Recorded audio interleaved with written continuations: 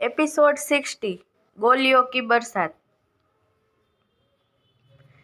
शिवांग सोच में पड़ गया और फिर उसको देखते हुए बोला, जान, आ जाएंगे हम सुबह तक। इतना बोलकर शिवांग ने नंदिनी की कमर को छोड़ दिया तो नंदिनी फिर से बोली, हाँ हाँ मत बताइए, जा रहे होंगे किसी और के पास, जाइए, मैं सब जानती हूँ, आप सारे मर्द एक जैसे तो होते हैं।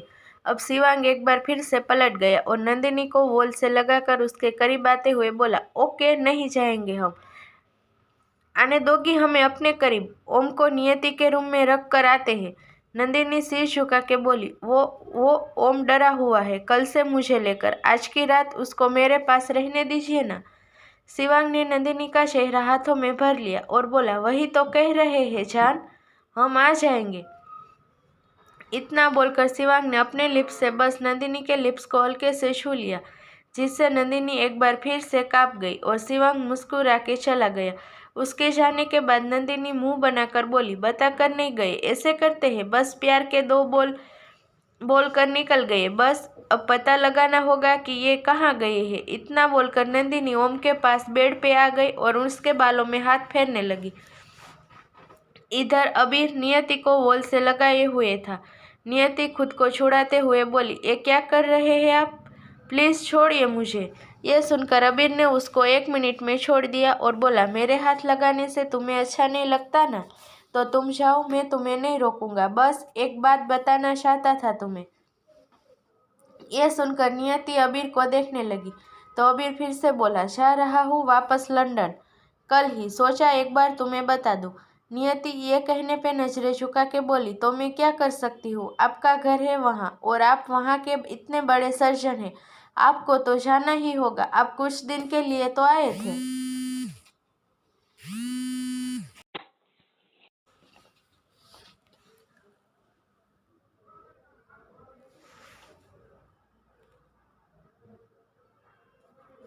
इतना बोलकर नियति जाने लगी, तभी अबीर ने उसका हाथ पकड़ लिया और नियति ने आंखें बंद कर ली।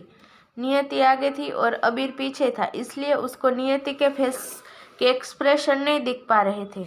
फिर अबीर बोला, कुछ और नहीं कहना है तुम्हें मेरे जाने के पहले?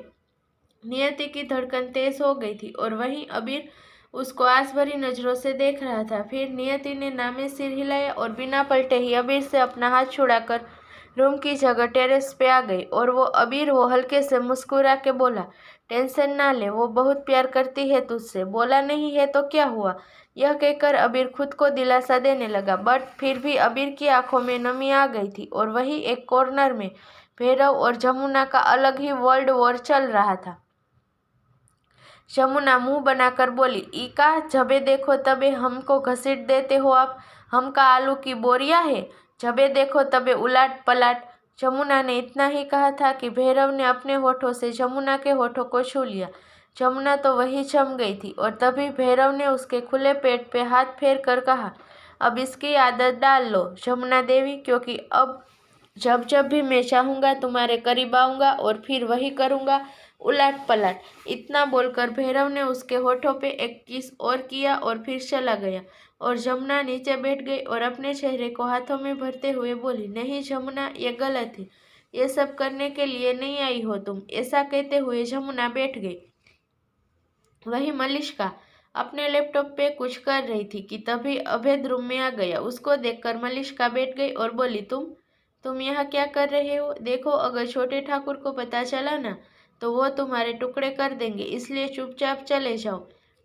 अभेद आया और उसके बगल में बैठ गया और फिर मलिष्का को देखते हुए बोला, देखो मलिष्का, मैं तुम्हें परेशान करने नहीं आया हूँ, बस ये बताने आया हूँ कि मैं बहुत बुरा इंसान था, बट अब मुझे भी किसी के लिए अच्छा बनना है, मैं बस तुमसे हेल्प के लिए आया हूँ।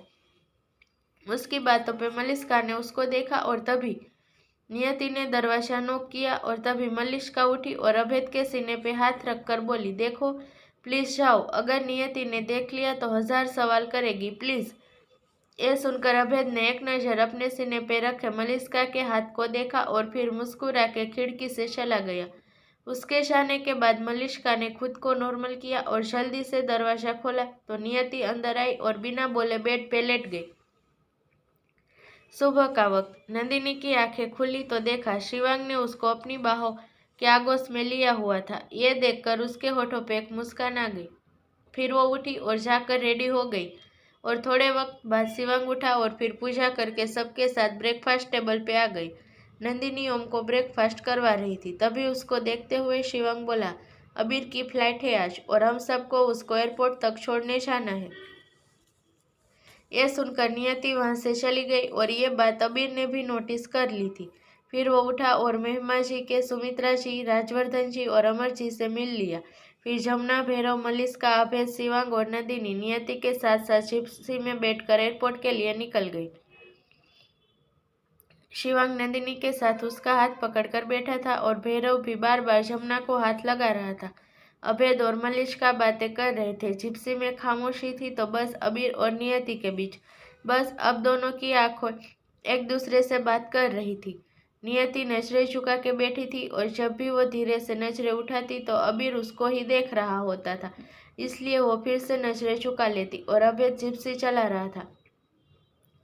नियति को अजीब लग रहा था। दिल में घबराहट, बेचैनी हो रही थी। वो अबीर से कुछ कहना चाहती थी बट तभी जोर से गोली चलने की आवाज आई और अभेद का बैलेंस बिगड़ गया। जिप्सी जाकर एक पेड़ से टकरा गई और तभी एक साथ गोलियों की बरसात होने लगी।